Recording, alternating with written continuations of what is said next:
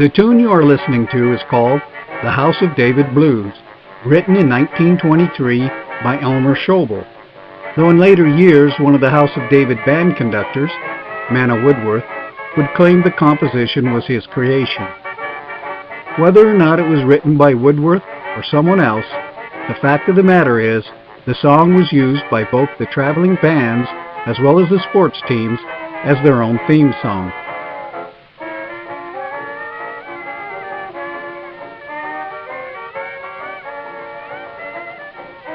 The House of David is remembered today mostly for those very teams and bands, as well as the state-of-the-art amusement park with its famous miniature steam trains and luscious gardens. But there is another side to the Israelite House of David that is easily overlooked, as those that live this other side are all but gone and have no voice with which to tell their story. Hopefully, this account of the two Wheeler brothers may open some eyes of the family about the ordeal, maybe even nightmare, that was theirs.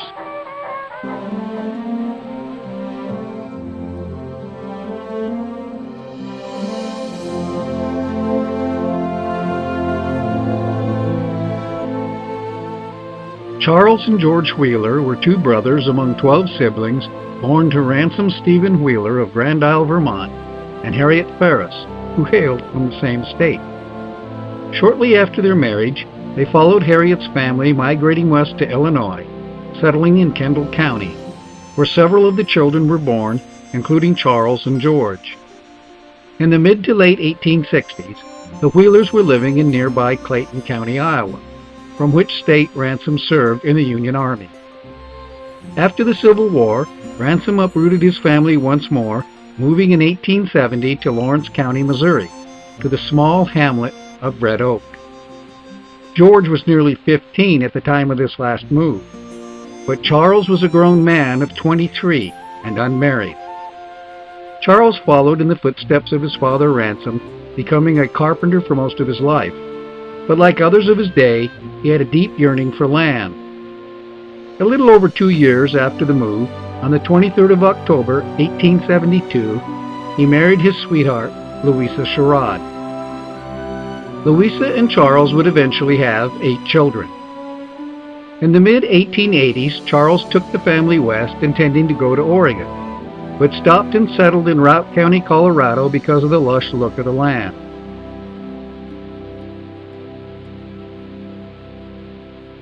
On a homestead between Hans Peak and Steamboat Springs, near the small town of Clark, Charles raised not only his family, but cattle and horses. Within a few short years, Charles was heavily in debt and had to sell the homestead as well as his carpenter tools, and moved back to Missouri. Eventually, his wandering spirit would drive him to try Texas and then on to Oregon, where he settled in the small town of Drain. While here in Drain, his 8th and last child, Lucille, was born in 1900. Then heartbreak struck 5 years later, when death claimed his beloved wife, Louisa, at the age of 48. George, Charles' younger brother, spent a good portion of his adulthood as a single man and was partnered with another older brother named Henry. Henry had developed a system for hardening ordinary steel to the hardness of tool steel. He had printed his process in a book, and he and George would travel the Midwest, demonstrating their system and selling the book to local blacksmiths. About 1892, at the age of 37, George married a widow of Springdale, Arkansas, named Susan Nickham Woodruff. George and Susan would in time have 3 children, whom they named Jesse, James, and Annabelle.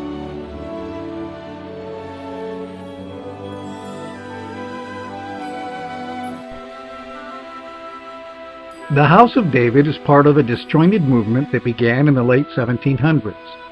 According to its founder, Benjamin Purnell, he was to be the 7th and final messenger of the 7 that are spoken of in the book of Revelation.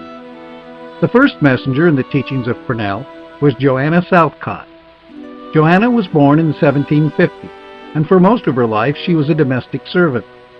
At the age of 42, she suddenly announced that she was the woman spoken of in the 12th chapter of Revelation, and claimed to be the first of 7 messengers. In time, she was able to gather a large following, estimated at over 100,000. In 1814, at the age of 64, she made yet another announcement.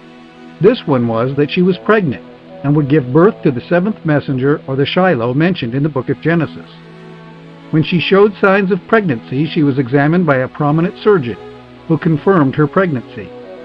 But she died 9 months after the announcement.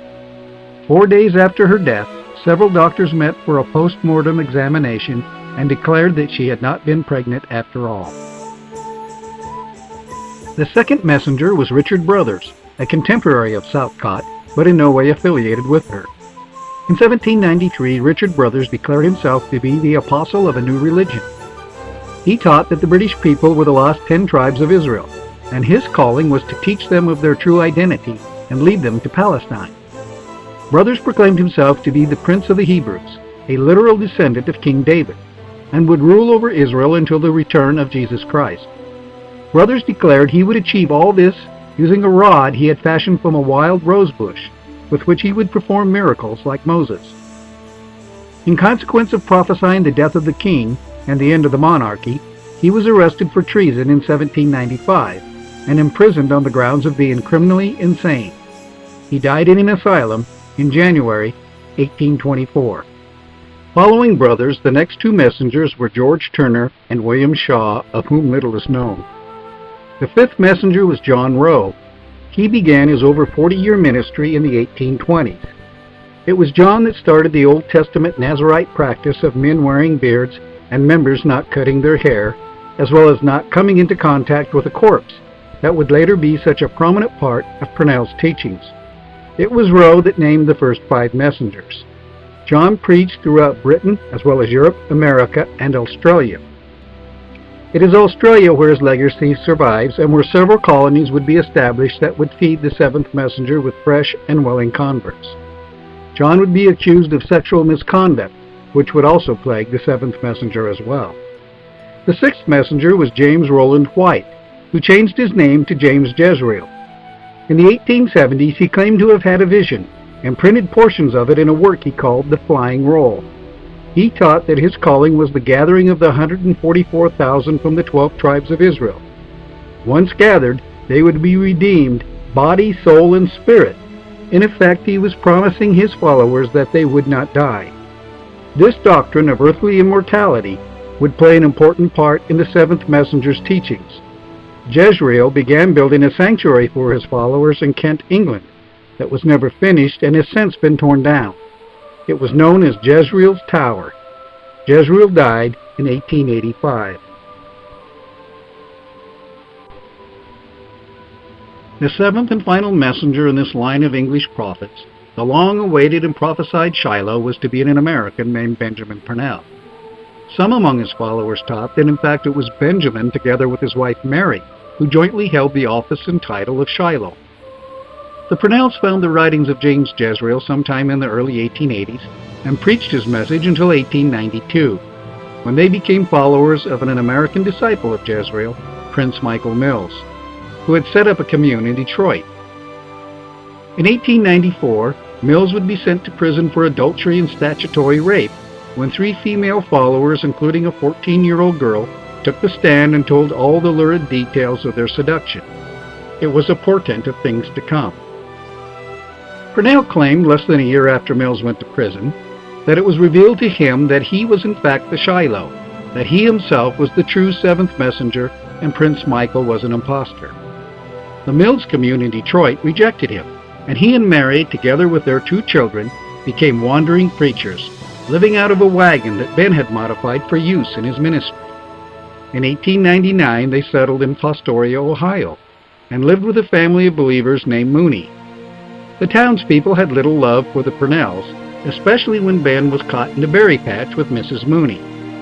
They were finally run out of town in 1902, when their daughter was killed in an explosion at a fireworks factory, and they would not come forth and claim the body for burial on religious grounds. They said that they would be defiled if they went near her, as she had gone to hell. This teaching had been a part of the system of both Rowe and Jezreel, and is based on the perfectionist beliefs going back to Southcott herself. Just before they left Fostoria, A flying roller named Boschke invited them to Benton Harbor, and the rest is history. This background of history and doctrine is necessary in order to get the full story of Shiloh's messengers, Charles and George Wheeler. The Israelite House of David believed that the world would come to an end in 1916, and only those that lived the purification laws taught by Purnell would live into the coming millennium. Among those laws was giving up all their worldly possessions by signing everything over to the Purnells. Next was celibacy, even among the married, as they taught abstaining from sex would purify the blood. Since touching the carcasses of any dead animal was forbidden, it is inevitable that they would be vegetarians. They were forbidden to shave or cut their hair. If these and other practices were lived rightly, they were promised that they would never die before the end of the world. Those that did die were obviously of insufficient faith and were bound for hell. As with the Purnell's own daughter, funerals were therefore forbidden. These things are what the Israelites believed and lived. It was a difficult and painful lifestyle, to say the least. It was this that fed the facade of the entertaining sports teams, musical bands, and of course the wonderful amusement park. But these were the facade, what the world was meant to see and experience. They were not the real Israelite House of David.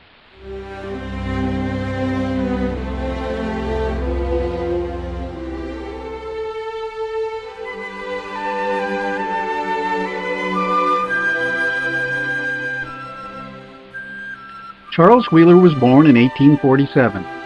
After he left Missouri in the 1880s, he was unable to settle down in one place. First to Colorado, then back to Missouri, then on to Texas and Oregon, and finally ending up in Benton Harbor, Michigan at the House of David. No one knows how Charles was introduced to the House of David, but it would seem that it was from his younger brother George, who had gone to Benton Harbor in 1907. After his wife Louisa had died in 1905, Charles remarried. But by the time he decided to make his final move, it appears that his second wife had either left or had no intention of following him to his final home. Though Charles was a carpenter by trade, nevertheless, while in Oregon, he was employed at a lumber mill. At the House of David, Ben Purnell had a gift for knowing how to use people to their greatest potential, placing them where they had talent and experience. And as he needed men to work his new lumbering operation on High Island in Lake Michigan, it was there that Charles was sent.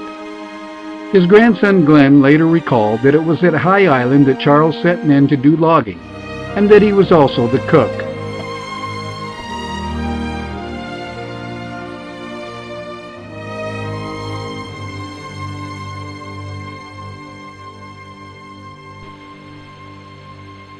Here we see the pier on High Island loaded with the white pine that was taken from the island.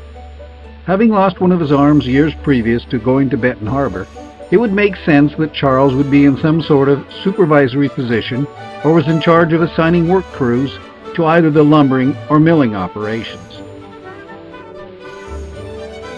The large building in the center of this photo was called the main house.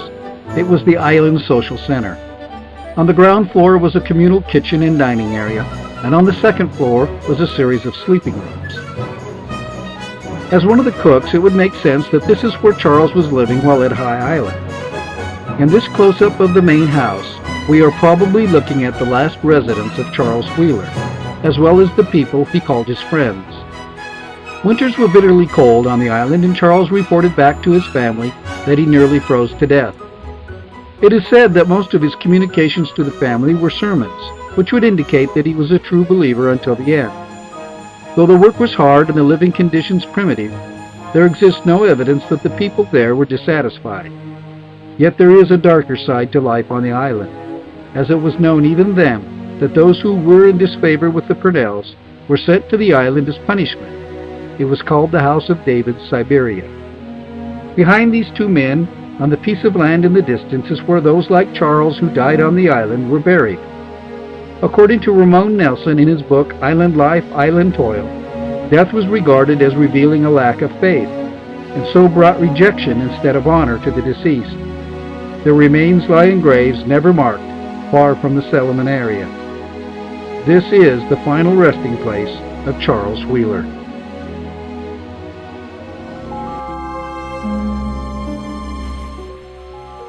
George Wheeler and family lived in Springdale, Arkansas from the time that George and Susan were married in 1892. George is said to have been one of Ben Purnell's first followers.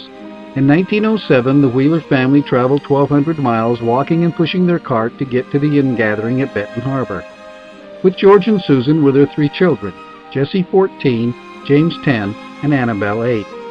In this famous photo, used for years as a postcard for the benefit of the House of David, we see the family posed with their cart in front of the House of David headquarters. After such a harrowing experience, one would imagine that the family would be truly knit together in bonds of love. It is sad to think that there was a deliberate breakup of the family at this time, where the children would be separated from the parents, and even George and Susie would sleep in gender-separate dormitories. Family life was essentially ended. George wrote to the Purnells often during the trek and kept them informed of their progress. Ben had the letters edited and printed in their periodical called Shilohs Messenger of Wisdom. Ben also had preachers traveling around the country in wagons like this one. We see painted on the side of the wagon, Shiloh's Messenger Carriage number 12. It is possible that George might be one of these 3 men. While at Benton Harbor, George condensed Hendry's book about steel tempering to religious gibberish. It was not unusual for the House of David to dumb down others' works and sell it as their own, according to Mr. Goodwillie at Hamilton College. 1910 saw the beginning of almost continual investigations into possible criminal behavior on the part of the Purnells. According to Robert Fogarty, author of The Righteous Remnant, those investigations would be accompanied by the removal of witnesses, the hiding of Ben, and the introduction of mass marriages. All 3 of these reactions would affect the George Wheeler family.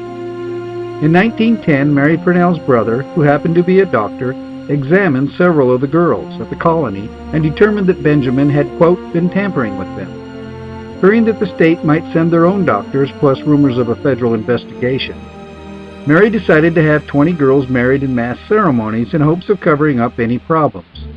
It was all a sham, as the couples were expected to continue being celibate by living in gender-separate quarters. The girls chose husbands from a group of men selected by Mary. George's oldest daughter, Jessie, was married to this man, Charles Caudle. Somewhere in this picture is Jessie and Charles, with the 19 other couples at a mass wedding supper held in their honor.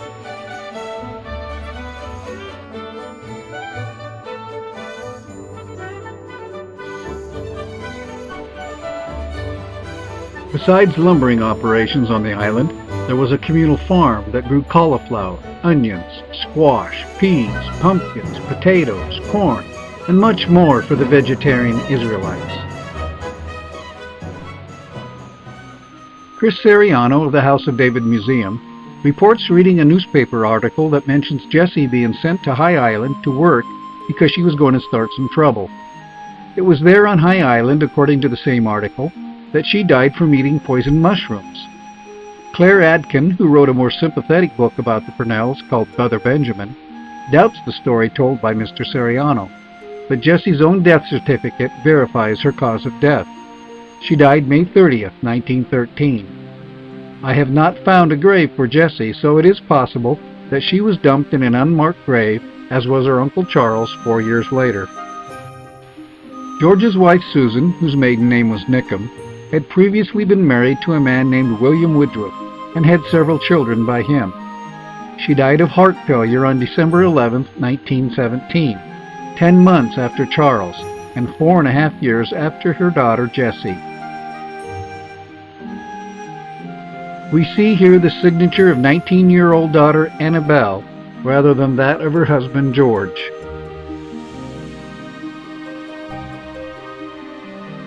George's only son, James Joseph Wheeler, was 10 during the trek to Benton Harbor.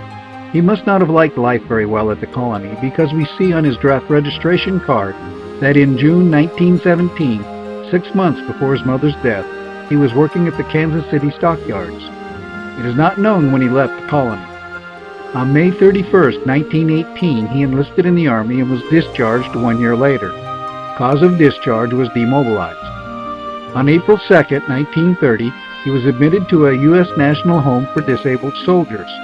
He listed as his nearest relative his sister Annabelle. He also mentioned that he went back to Springdale after his discharge in 1919. The youngest daughter, Annabelle, was 8 at the time of the trek. In the letters that were printed in the colony's paper, we can see that Annabelle, even at that young age, was a true believer, helping her father in selling literature and fearlessly defending the Purnells and the House of David. She even encouraged the family when they were caught in a windstorm, yelling out, "God will take care of Israel. Don't be afraid." "I'm not afraid, are you?" More girls besides Jessie were starting trouble for Ben, and in 1915 there was another mass marriage. Then 2 years later, in 1917, yet another mass wedding, and this time 18-year-old Annabelle was involved. At the time of his trial, there were 13 girls willing to testify against him. One wonders what tales Jessie Wheeler may have told had she lived. In this county record of marriages, we see one page of the mass nuptials, and it is in this record that we find the names of Annabelle Wheeler and her assigned mate, Daniel Asperland. According to this county record, Annabelle was a cook at the time of their marriage.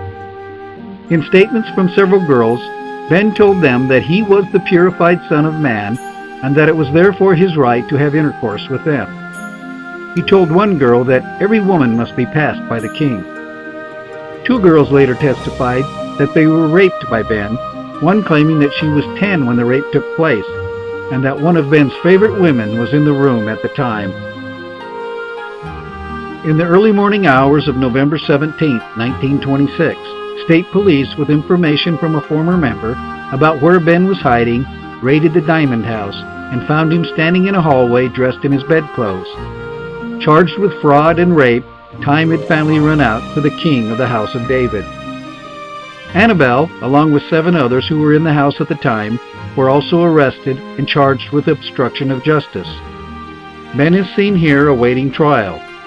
In his ruling, Judge Feed wrote that one of the 4 major issues at the trial was that Ben, in his position as spiritual leader, deceived women and girls into having sexual intercourse with him as a religious rite. On December 16, 1927, before the conclusion of all the trials, Benjamin Purnell died of tuberculosis.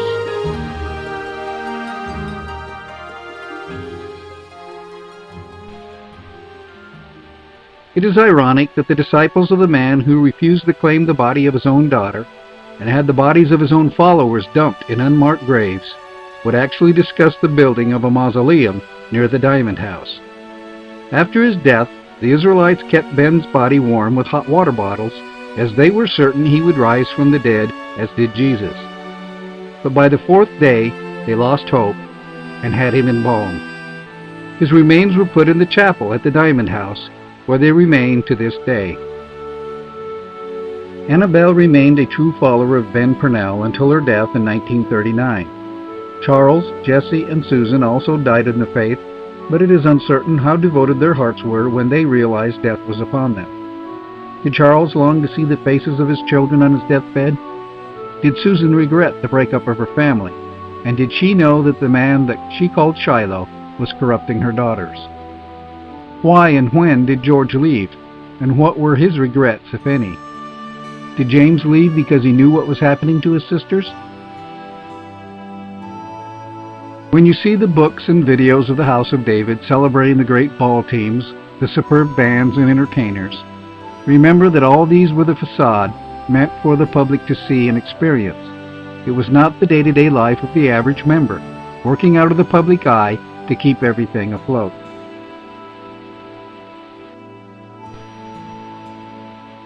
The genius and dedication of the members of the House of David cannot be questioned. Besides the talented teams and bands, they are credited with several ingenious inventions, including the automatic bowling pin setter, the waffle ice cream cone, and the first successful process for canning grape juice. They were without doubt welcome neighbors in Benton Harbor, willing to do what was needed for the common good of the community. But these wonderful aspects of the Israelite people does not change the fact that the Purnells, particularly Ben, were taking malicious advantage of their followers' unbounded devotion and willingness to sacrifice for their Shiloh and the coming millennium of peace.